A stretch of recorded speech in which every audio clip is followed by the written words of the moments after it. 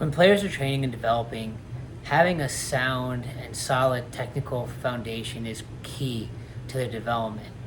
But it's not so every player is exactly the same. We are not producing robots.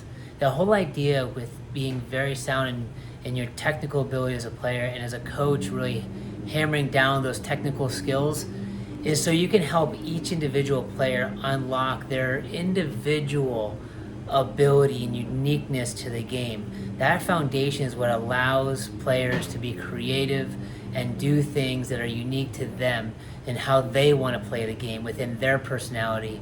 Often, when I see players doing technical training, they see it as just learning how this one way to pass the ball, one way to dribble. In reality, it's just the foundation of how to do those things. That base allows them to take those skills, that technical foundation, and then apply it to the game in a way that works best for them.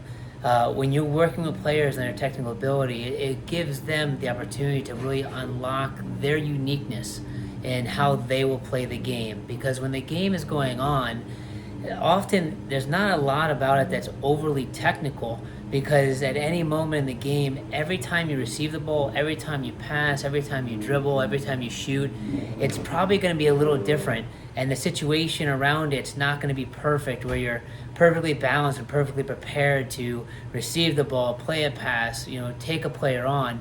But that technical foundation allows for that creativity and skillfulness of the game in those moments to do what you need to get the ball to do what you need to be successful. And that's why, when players are being and working a lot on their technical ability, we sometimes, as soon as we kind of get okay with it, we stop. And we don't do it nearly as enough in terms of building that technical foundation. Because just like a house, and you hear this all the time, the wider and stronger and the more solid that foundation is, the more players individually can build off that foundation. If your foundation is very thin, weak, small, then there's only so much you're going to be able to build on top of that. And that's the point.